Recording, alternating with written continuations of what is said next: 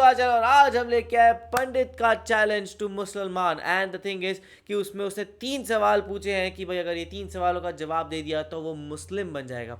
ये बहुत बड़ा क्वेश्चन हो जाता है बिकॉज द थिंग इज अपना कोई पूरा धर्म ईमान सब चीज़ दाव पे लगा रहा है कि उसको वो 3 क्वेश्चंस के आंसर चाहिए। और क्या चीज़ के बारे में, मेरे ख्याल से शायद कुछ ऐसा होगा कि मुझे पता लगे कि भाई क्यों इस्लाम जो है वही सबसे बड़ी डिवाइन चीज़ है, उसके बारे में शायद वो जानना चाहते होंगे। सो वो देख लेते हैं। और सीरियसली मतलब कि ये बहुत ही बड़ा चैलेंज। और मेरे को तो ये देखना है कि जब उन्होंने वो अगर क्या वो 3 सवाल दिए, क्योंकि अगर आप ऐसी चीज़ बोल रहे हो ना तो वो 3 सवाल लीजन उनके जवाब भी अच्छे होने चाहिए, अदरवाइज कोई ऐसी अपना रीजन कन्वर्ट नहीं करेगा। तो मैंने देखना है कि क्या उस लाइक आंसर्स थे और क्या वो पंडित ने अपना रीजन चेंज किया कि नहीं किया, कि मुसलमान को कुछ सुना दिया। तो देखते हैं वीडियो कैसे होती है। उस हिंदू पंडित के वह 3 सवाल कुछ इस तरह के थे। उसका पहला सवाल तो यह था कि जब आज तक किसी ने अल्लाह को देखा नहीं है तो फिर तुम लोग पहले कलमे में अल्लाह के एक होने की गवाही कैसे देते हो, और तुम ऐसा क्यों कहते हो कि अल्लाह के सिवा कोई माबूद नहीं है। उसका दूसरा सवाल यह था कि जब हर चीज पर अल्लाह कादिर है तो दुनिया में जो कुछ भी होता है वह अल्लाह की मर्जी से होता है, तो फिर दुनिया में किसी बुरी बात के लिए इंसान कसूरवार क्यों कहलाएगा। और उस हिंदू पंडित का तीसरा सवाल यह था कि तुम कहते हो कि शैतान आग से बना है, वहीं दूसरी तरफ अल्लाह ताला कहता है कि कल कयामत के दिन शैतान को जहन्नम की आग में डाला जाएगा। तो जब शैतान खुद आग से बना है तो उस आग में शैतान का क्या बिगड़ेगा। सही बात है। भला आग पर आग का क्या असर होगा। ये 3 सवाल उस हिंदू पंडित ने मुसलमान के सामने पेश किए हैं, लेकिन कोई भी इसके इन सवालों के जवाब नहीं दे सका। इस तरह से करते करते कुछ दिन गुजर गए। एक दिन वह हिंदू पंडित किसी काम से अपने घर से बाहर निकला। अभी वह कुछ दूर गया ही था कि उसका गुजर एक दरवेश के पास से हुआ, जो कि जमीन पर बैठा हुआ मिट्टी के बड़े बड़े गोले बना रहा था। जैसे ही वह हिंदू पंडित उसके पास से गुजर रहा था तो फकीर ने उसको आवाज दी और अपने पास आने को कहा। वह पंडित उस दरवेश फकीर के पास चला आया।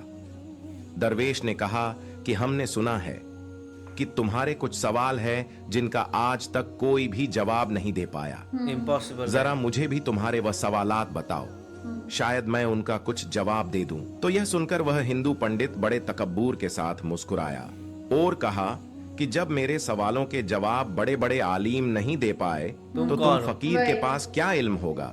यह सुनकर वह बुजुर्ग फकीर भी मुस्कुरा दिया और कहने लगा कि तुम अपने सवालात तो बयान करो।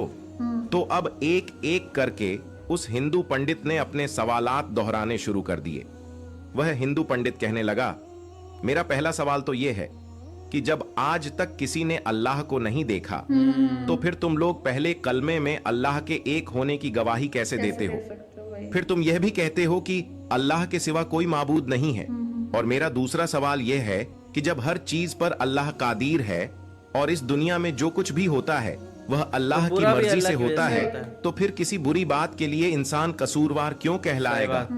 और मेरा तीसरा और आखिरी सवाल यह है कि आप कहते हो कि अल्लाह ने शैतान को आग से बनाया है, वहीं दूसरी ओर अल्लाह कहता है कि कयामत के दिन शैतान को जहन्नम की आग में डाला जाएगा। शैतान खुद आग से बना है, तो उसका उस आग से क्या बिगड़ेगा, आग का आग पर क्या असर होगा। हिंदू पंडित ने कहा कि दरवेश बाबा, मेरे यह 3 सवाल है जिनका जवाब किसी के पास भी मौजूद नहीं है। यह सुनकर वह बुजुर्ग दरवेश काफी देर तक उस हिंदू पंडित को देखते रहा और कुछ सोचते रहे। यह देखकर वह हिंदू पंडित मन ही मन खुश हो रहा था, जिसका अंदाजा उसकी मुस्कुराहट से लग रहा था। फिर एकदम उस बुजुर्ग दरवेश ने अपने हाथ में मौजूद मिट्टी का वह बड़ा सा गोला उस पंडित के सर पर दे मारा। उस गोले के लगते ही उसके सर से खून निकलने लगा।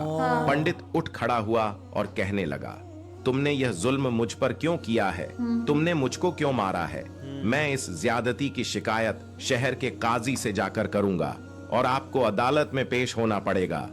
इतना कहकर वह हिंदू पंडित सीधा काजी साहब के पास पहुंच गया और अपना मुद्दा बयां कर डाला। उस पंडित के सर से अभी भी खून बह रहा था और तकलीफ से उसका बुरा हाल हो रहा था। खैर, उसके बाद बुजुर्ग दरवेश को भी काजी साहब के सामने पेश किया गया। उसके बाद काजी साहब ने पूछा कि हजरत, आपने किस वजह से इसको मारा है। तो यह सुनकर बुजुर्ग फकीर ने कहा, मैंने तो इस पंडित के सवालों के जवाब दिए हैं जो इसने मुझसे पूछे थे। अब यह बिना वजह ही मुझ पर इल्जाम लगा रहा है। जवाब कैसे दिया? यह सुनकर अदालत में मौजूद हर शख्स हैरान हुआ, क्योंकि उस हिंदू पंडित के तीनों सवालों के बारे में हर कोई जानता था। इसलिए वह हैरान हुए कि इसको करने से वह सवालों का जवाब कैसे मिल गया। सही बात। इतने में काजी साहब कहने लगे, अच्छा बताओ कहाँ है? उनके सवालों के जवाब हमें तो कहीं पर कोई जवाब नहीं नजर आ रहे हैं। इस पर वह बुजुर्ग दरवेश फरमाने लगे, काजी साहब, इसने मुझे पहला सवाल यह किया था कि जब अल्लाह दिखाई नहीं देता तो फिर तुम कैसे उसकी मौजूदगी की गवाही देते हो? इसके इस सवाल का जवाब मुझ पर लगाए गए इसी इल्जाम में है। यह कह रहा है कि मेरे सर में चोट लगने से दर्द हो रहा है, लेकिन क्या इसके पास इस बात का कोई गवाह मौजूद है? तो यह सुनकर वह पंडित कहने लगा कि इस बात का गवाह कैसे हो सकता है? मैं कह तो रहा हूं कि मुझे दर्द हो रहा है। बुजुर्ग दरवेश ने कहा, मगर हम कैसे मान ले कि तुम्हें दर्द हो रहा है?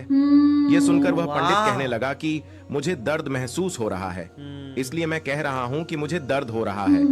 यह सुनकर बुजुर्ग दरवेश ने फरमाया कि ठीक इसी तरह जैसे तुम्हारा दर्द दिखाई नहीं दे रहा है मगर तुमको महसूस हो रहा है, वैसे ही हमें अल्लाह दिखाई नहीं देता है, लेकिन अल्लाह को हम हर वक्त अपने साथ महसूस करते हैं। क्या बात। क्योंकि इस दुनिया में अल्लाह के कुदरत के नजारे हर जगह पर जगमगा रहे हैं और हर जगह है, अल्लाह मौजूद है।